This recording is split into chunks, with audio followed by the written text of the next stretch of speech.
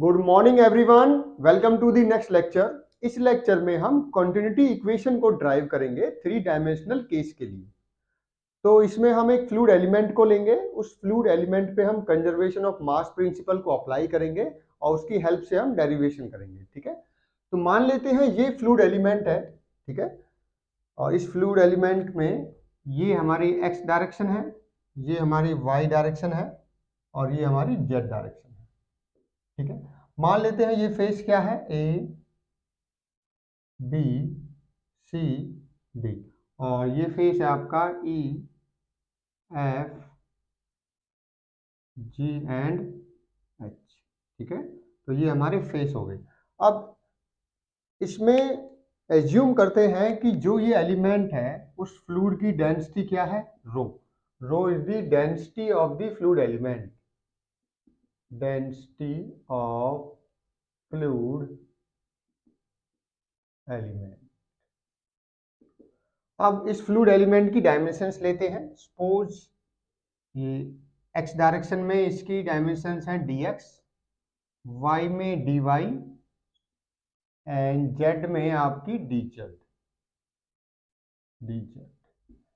So dx, dy and dz are the dimensions of this element in x, y and z directions. Next is अब velocity assume करते हैं कि जो आपका मास inter करेगा वो u वेलोसिटी से करेगा। ठीक है, x डायरेक्शन में v y डायरेक्शन में और w से z। u, v and w are the velocity components in x, y and z direction. जो फ्लूइड एलिमेंट इंटर करेगा x डायरेक्शन में उसकी वेलोसिटी u आएगी, जो y डायरेक्शन में मूव करेगा, जो इंटर करेगा वो v वेलोसिटी से करेगा, और जो z डायरेक्शन में जो फ्लूइड एलिमेंट मूव करेगा वो होगा w। अब इसमें हम इसमें क्या लगाएंगे, conservation of mass. Conservation of mass हमें क्या बताएगा, देखिए, mass flow rate at the entry पे जो मास फ्लो रेट है minus mass flow rate at exit must be equal to mass flow rate stored in the element. ठीक है, example से समझिए पहले आप। देखिए, मान लीजिए इसको हम एक्स डायरेक्शन में देखते हैं। एक्स डायरेक्शन में मास फ्लो रेट आया आपका 20 kg पर सेकेंड। ठीक है, गया किस रेट से, सपोज वो गया आपका 15 kg पर सेकेंड। 20 एक सेकंड में 20 kg इंटर किया, एग्जिट कितना किया आपको, 15 kg पर सेकंड। उसी टाइप से मान लेते हैं जेड में कितना इंटर किया, सपोज जेड में आपका इंटर हुआ, सपोज हम लेते हैं 30 kg पर सेकंड। एग्जिट कितना हुआ, सपोज हम एग्जांपल लेते हैं 28 kg पर सेकंड। उसी टाइप से हम y में लेते हैं, सपोज y में इंटर हुआ आपका 40 kg पर सेकंड, और एग्जिट हुआ आपका सपोज ये हुआ आपका 37 kg पर सेकंड। देखिए ध्यान से समझिए, फ्लूइड एलिमेंट थ्री डायमेंशनल में है तो तीनों डायरेक्शन में इंटर और एग्जिट करेंगे। तो मैंने यहाँ पर समझिए एक्स डायरेक्शन में क्या है, एक्स डायरेक्शन में एंट्री क्या हुई आपकी 20, एग्जिट कितने पे आपका 15 पे, ये एक्स के लिए हो गया। प्लस वाई के लिए बताइए, वाई में ये वाला y हमारा 40 इंटर किया, एग्जिट कितने पे किया 37, that means 40 minus 37, plus z में कितना है 30 इंटर किया, 28 एग्जिट किया, 30 माइनस 28। अब ये किसके बराबर होना चाहिए, जो इसके अंदर स्टोर्ड हुआ है। अब स्टोर्ड कितना हुआ होगा वो समझिए आप। देखो कहीं और से तो मास आएगा नहीं, जो एक सेकंड में 20 जा रहा है, 20 आ रहा है, 15 जा रहा है, तो 5 यहाँ पे स्टोर हो रहा है एक्स डायरेक्शन में। उसी टाइप से वाई में कितना स्टोर हो रहा होगा 30, एक सेकंड में 30 kg मास आ रहा है और 28 kg, तो 2 kg यहाँ से, that means 5 kg x direction से इसके अंदर स्टोर हो रहा है। उसी टाइप से 3 kg वाई डायरेक्शन में एंड 2 kg जेड डायरेक्शन में, तो कितना आना चाहिए 10। ठीक है, तो इसका मतलब अगर हम डेरिवेशन फॉर्म में इसको हम करेंगे तो x डायरेक्शन में exit entry minus exit plus y direction में एंट्री माइनस एग्जिट, उसी टाइप से z डायरेक्शन में एंट्री माइनस एग्जिट, तीनों को हम ऐड करेंगे और किसके बराबर कर देंगे हम, स्टोर्ड एनर्जी, किसके बराबर करेंगे हम इसे, स्टोर, तो हमारा डेरिवेशन कंप्लीट हो जाएगा। चलिए, तो सबसे पहले मैंने आपको एग्जांपल दे दिया है जिससे कि आपको समझ में आए कि क्या है ये।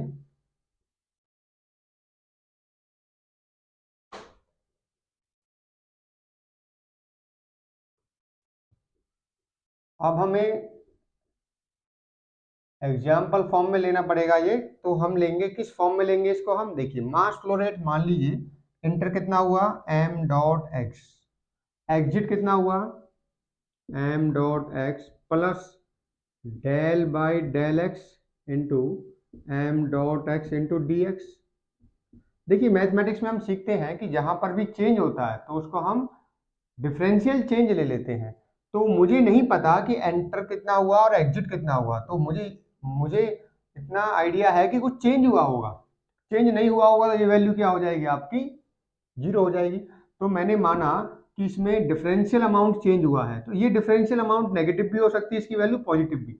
अगर ये वैल्यू पॉजिटिव है तो आया कम गया ज्यादा, ठीक है, आने की रेट कम है जाने का रेट ज्यादा है। अगर ये वैल्यू नेगेटिव है इसका मतलब जो आने का रेट है मास फ्लो रेट का वो ज्यादा है और जाने वाला मास फ्लो रेट कम है आपका। तो ये डिपेंड करेगा डिफरेंशियल जो ये अमाउंट है इसकी नेगेटिव वैल्यू है या पॉजिटिव। आप ये मत सोच लेना कि यहाँ पे पॉजिटिव है तो पॉजिटिव वैल्यू आएगी, no this is not possible, क्योंकि इसके अंदर डिफरेंशिएशन नेगेटिव भी होती है पॉजिटिव भी होती है, ठीक है। मान लीजिए 1/x किसी का आ रहा है तो x की पावर -1 है तो माइनस में आएगा, तो ये वैल्यू नेगेटिव भी हो सकती है और पॉजिटिव भी। उसी टाइप से अब आते हैं y में, मान लीजिए y में कितना मास फ्लो रेट एंटर हुआ आपका m डॉट वाई, एग्जिट कितना हुआ, सपोज हम इसको लेते हैं m dot y plus del by del y m dot y into D y, ये क्या हो गया आपका y में। उसी टाइप से आप लेते हैं z में कितना हुआ enter m dot z, exit कितना हुआ आपका m dot z plus del by del z into m dot z into D Z, ठीक है। तो x y z तीनों डायरेक्शन में हमने कितना एंटर किया कितना एग्जिट किया। तो पहले मास फ्लो रेट की वैल्यू और आपको समझा देते हैं कैसे निकलेगी। देखिए m डॉट x क्या होता है, मास फ्लो रेट होता क्या है, rho A V density area, area क्या होगा इस फेस में, जिस एरिया की वैल्यू क्या होगी, A B C D face का एरिया क्या होगा, दिस इंटू दिस, ये एक रेक्टेंगल है तो ये वैल्यू क्या है, ये आपकी डी जेड है, और ये वैल्यू क्या है आपकी D Y, that means m dot X क्या हो जाएगा आपका, m dot X will B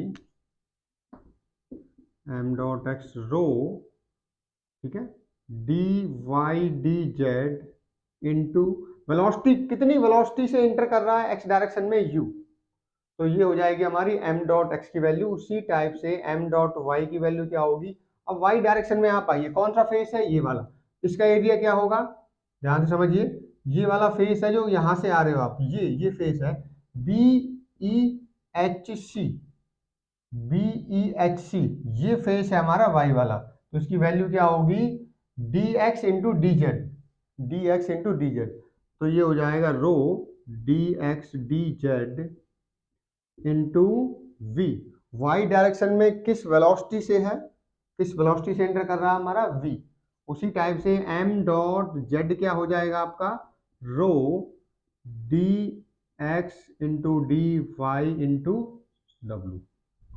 देखिए ये हमारा जेड है, जेड वाला कौन सा फेस है, ए बी एफ ई, ठीक है, या सी डी जी एच, तो यहाँ पे एरिया कितना है आपका d Y into D x, D Y into D x. तो m dot x m dot y और m डॉट जेड की वैल्यू आपको पता लग गई है क्या है, ठीक है। तो अब मैं क्या करूंगा, अब मैं m dot x minus this value plus m dot y minus this value plus m dot z minus this, ये सारी कैलकुलेट करेंगे और इसमें पुट करेंगे लेफ्ट हैंड साइड में।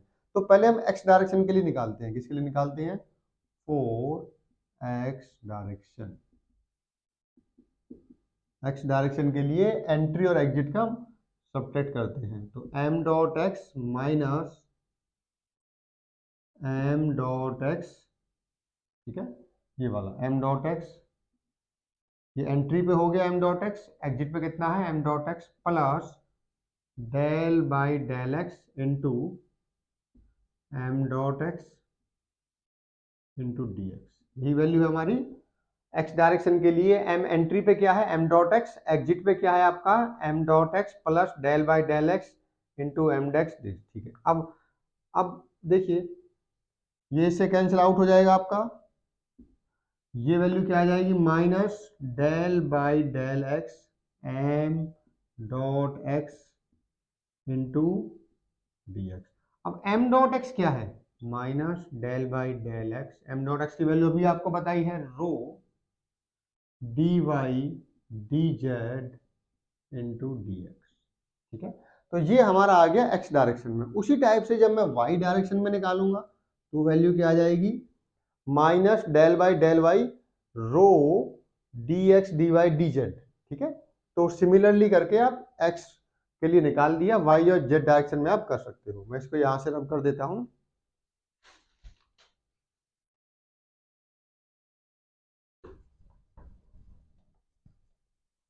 चलिए y और z में यहां से कर देते हैं हम।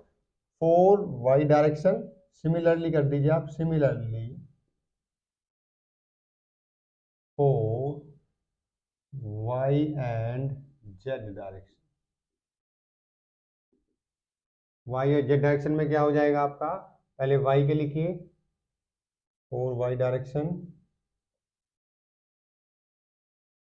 क्या हो जाएगा m dot entry minus exit क्या हो जाएगा m dot entry minus m dot exit, ये भी m dot entry minus m dot exit था, ये हो जाएगा minus del by del Y रो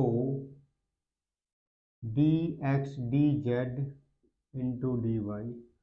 उसी टाइप से z डायरेक्शन के लिए क्या हो जाएगा 4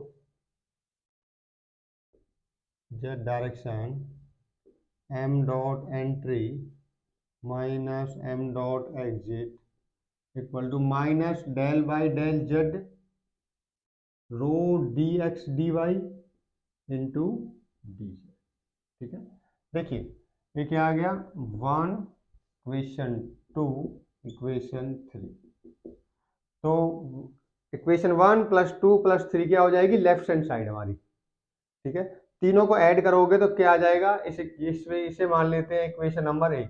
तो सबसे पहले मुझे लेफ्ट हैंड साइड को कंप्लीट करना है, एग्जिट एंट्री माइनस एग्जिट किसके लिए x डायरेक्शन में, फिर y में, फिर z में, फिर तीनों को ऐड करना है। तो ये तीनों इक्वेशन ऐड होंगी तब मेरा लेफ्ट हैंड साइड आएगा। तो पहले तीनों को ऐड करते हैं, एडिंग इक्वेशन 1 2 एंड 3, 1 2 एंड 3 क्या आ जाएगा देखिए, एडिंग इक्वेशन 1 2 एंड 3,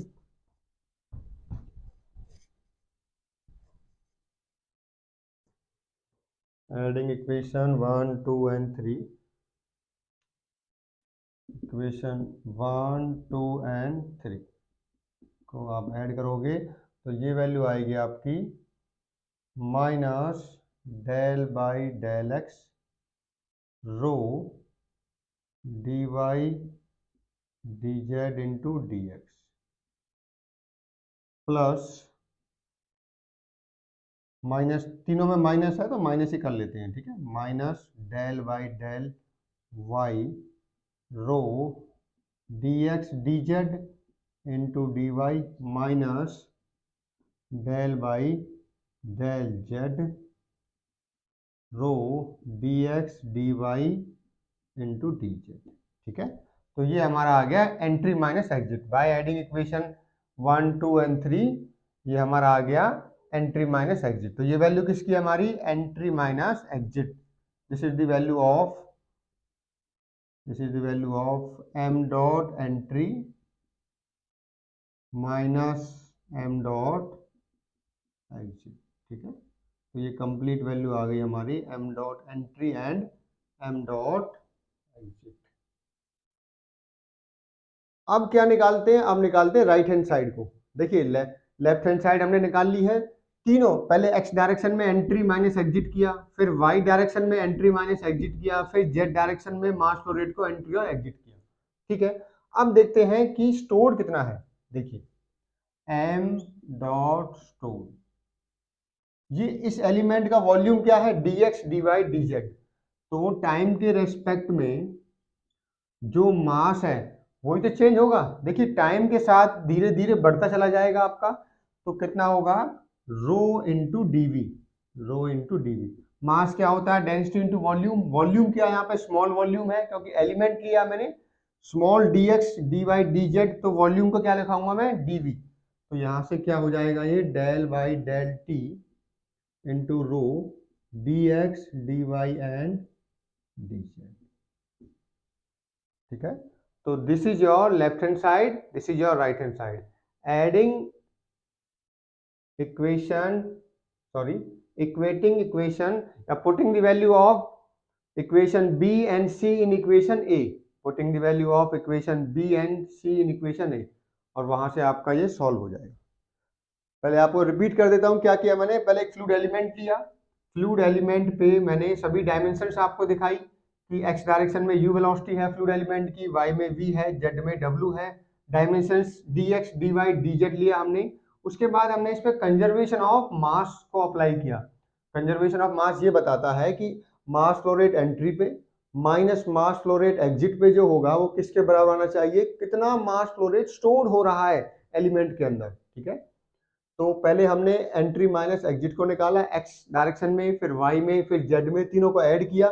उसके बाद हमने टोटल एलिमेंट का कितना स्टोर हो रहा है मास फ्लो रेट उसको देखा, और अब इसको हम कंपेयर करने वाले हैं। ठीक है, now we are putting the value of this and this. चलिए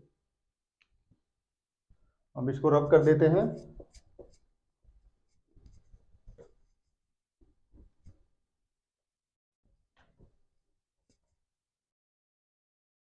क्या आएगा देखिए, ये वैल्यू आएगी आपकी this and this, minus del by del x rho D Y D Z into D x minus del y del Y rho D x D Z into D y minus del by del Z rho D x D Y.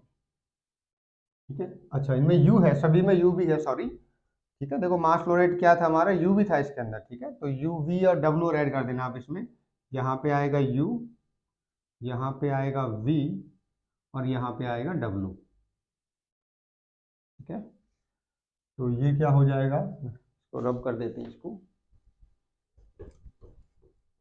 क्योंकि ध्यान दीजिए मास flow rate क्या था, मास flow rate था आपका रो। ठीक है, अगर मैं x डायरेक्शन में देखूंगा तो rho D Y D z, उसके साथ u भी था। ठीक है, उसी टाइप से m डॉट वाई के साथ v था, फिर z था, तो हमने u v w को मिस कर दिया था, तो बाद में मैंने लिख दिया इसको।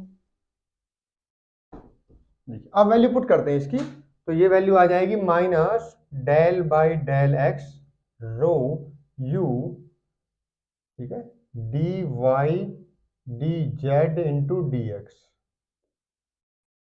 Minus del by del Y rho v d x D Z into D y minus del by, अभी हम कुछ नहीं कर रहे, ये वैल्यू पुट कर रहा हूं मैं, डेल जेड रो डब्लू d Y d x into D z. ये किसके बराबर होगा, this should be equal to del by del t rho D x D Y into D Z. ठीक है, दिस इक्वल टू दिस। अब इन सभी को रब कर देते हैं।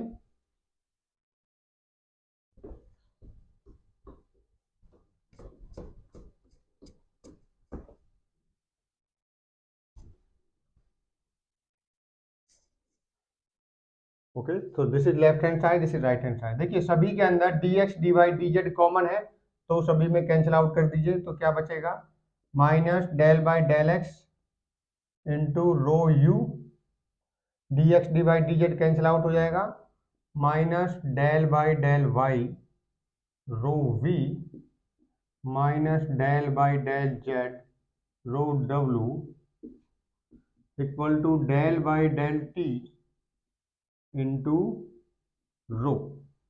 ठीक है, cancel D x D Y D Z को कॉमन लीजिए, सभी में से कैंसिल आउट कर दीजिए। अब देखिए यहाँ पे माइनस है, इस माइनस वाली टर्म्स को आप इस साइड ले जाओ, सभी प्लस हो जाएंगे, तो क्या वैल्यू आ जाएगी, del by del T into rho plus del by del x rho you plus del by del Y rho we plus del W by del Z rho W equal to 0। This is our continuity equation in 3 dimension. ये हमारी generalise continuity equation होती है, ये सभी के लिए valid है, चाहे स्टडी फ्लो हो चाहे अनस्टडी फ्लो हो, ठीक है, चाहे uniform non uniform all type of flow, ये सभी की जनरलाइज इक्वेशन इसको बुलाते हैं हम। This is the generalize equation. अब इसके अंदर से स्पेशल केस हम निकालते हैं। मान लीजिए अब मैं कहता हूं आप निकालिए for steady flow, steady flow के लिए इक्वेशन बताइए। स्टडी का मतलब क्या होता है, टाइम के रेस्पेक्ट में प्रॉपर्टी चेंज ना हो। यहां पर एक ही टर्म आपको दिख रही है टाइम के रेस्पेक्ट में, क्या, डेंसिटी, उसको जीरो कर दीजिए। That means del rho by del t को जीरो पुट कर दीजिए। तो इस इक्वेशन में पुट करोगे तो क्या आ जाएगा आपका, del by del x into rho you plus del by del y into rho we plus del by del z into rho W equal to 0। तो ये कौन सी इक्वेशन है, किस टाइप के कंडीशन के लिए, जहां पर स्टडी फ्लो मतलब टाइम के रेस्पेक्ट में कोई भी प्रॉपर्टी चेंज नहीं हो रही है। अब आते नेक्स्ट, फोर किसके लिए, incompressible flow, four incompressible flow. Study तो है ही, इनकम्प्रेसिबल और ऐड कर देते हैं। इनकम्प्रेसिबल में क्या मतलब होता है कि डेंसिटी आपकी कांस्टेंट रहती है, तो कोई भी कांस्टेंट क्वांटिटी डिफरेंशिएशन उसका नहीं हो सकता, उसको हम बाहर ले लेते हैं। तो सभी क्वांटिटी के अंदर रो है, रो को आप बाहर ले लीजिए, बाहर लेने के बाद कॉमन लेके 0 हो जाएगा। ठीक है, तो इस टाइप से हो जाएगा ये, रो कांस्टेंट है तो बाहर ले लीजिए आप, del u by del x plus rho del v by del y plus rho del डब्ल्यू by del z equal to 0। Rho common लीजिए, 0 कर दीजिए, तो ये आ गया del del v by del y plus del डब्ल्यू बाय डेल जेड। ये भी कॉन्टिन्यूटी इक्वेशन है, बस किस कंडीशन के लिए, this is for incompressible flow. ये किस कंडीशन के लिए है, इनकम्प्रेसिबल फ्लो अगर आपका होगा तो स्टडी जो आपकी कॉन्टिन्यूटी इक्वेशन आप डायरेक्टली ये यूज कर सकते हो। देखो ये कॉन्टिन्यूटी इक्वेशन तो वैलिड है सभी टाइप के फ्लो के लिए, बट ये कुछ स्पेशल केस है। अगर मेरा स्टडी फ्लो है तो फिर ये टर्म 0 हो जाएगी, जो रिमेनिंग है वो मेरी क्वांटिटी इक्वेशन है। अगर इनकम्प्रेसिबल फ्लो है तो आप ये लगाओगे डायरेक्ट, तो वो क्वेश्चन में डिपेंड करेगा कि आपको किस टाइप का फ्लो दे रखा है, उसके अकॉर्डिंग फिर आपको अप्लाई करनी है। तो मैं आपको रिवाइज करा देता हूँ कैसे किया हमने एक फ्लूइड एलिमेंट को लिया, उस फ्लूइड एलिमेंट के अंदर हमने सारी डायमेंशंस को डिफाइन किया कि उसकी डायमेंशंस क्या है, d x D Y D z. उसके बाद हमने वेलोसिटी कंपोनेंट लिया, एक्स डायरेक्शन में u, y में v और z में w। फिर हमने कंजर्वेशन ऑफ मास प्रिंसिपल को अप्लाई किया। वो क्या बताता है कि जो मास होता है वो एग्जिट और क्या होता है, एंट्री एग्जिट का जो माइनस होगा वो उतना ही स्टोर होना चाहिए, क्योंकि मास ना तो क्रिएट हो सकता है ना डिस्ट्रॉय हो सकता है। तो जितना आया माइनस जितना गया, तो जो बीच का रिमेनिंग है वो कहां पर रहेगा, स्टोर रहेगा एलिमेंट के अंदर। That means mass flow rate at the entry minus mass flow rate at the exit must be equal to the mass flow rate stored in the element. तो उस इक्वेशन को हमने यूज किया। पहले x direction के लिए हमने entry minus exit किया मास फ्लो रेट को, फिर हमने वाई डायरेक्शन में मास फ्लो रेट को एग्जिट एंट्री पे माइनस किया, फिर जेड तीनों को प्लस कर दिया। फिर हमने टोटल निकाला कि उस एलिमेंट पे जो स्टोर कितना हो रहा है, ठीक है, उसके अंदर हमने इक्वेट किया। उसे इक्वेट करने के बाद हमारे पास ये इक्वेशन आई। अब इस इक्वेशन के अंदर हमने देखा कि कुछ स्पेशल केस हो सकते हैं। अगर मेरा फ्लो, ये तो सभी के लिए वैलिड है, this equation is valid for study unsteady, uniform, non uniform, compressible, incompressible, चाहे किसी भी टाइप का फ्लो हो ये सभी के लिए वैलिड है। But if the flow is steady then ये टर्म जीरो हो जाएगी, क्योंकि स्टडी फ्लो का मतलब होता है जहां पर कोई भी प्रॉपर्टी टाइम के रेस्पेक्ट में चेंज ना हो। तो टाइम के रेस्पेक्ट में एक ही टर्म है, इसको जीरो कर दीजिए आप, उसके बाद जो रिमेनिंग टर्म होगा वो steady flow. This is a continuity equation for study type of flow. उसके बाद हमने इनकम्प्रेसिबल फ्लो के लिए डेंसिटी कांस्टेंट होती है, कांस्टेंट क्वांटिटी को आप बाहर ले सकते हो डिफरेंशिएशन में, तो हमने तीनों टर्म्स के बाहर ले लिया, डेंसिटी को कॉमन लेके जीरो हो गया, तो this equation is for the incompressible. This is the continuity equation in three dimensional in case of incompressible flow. Thank you.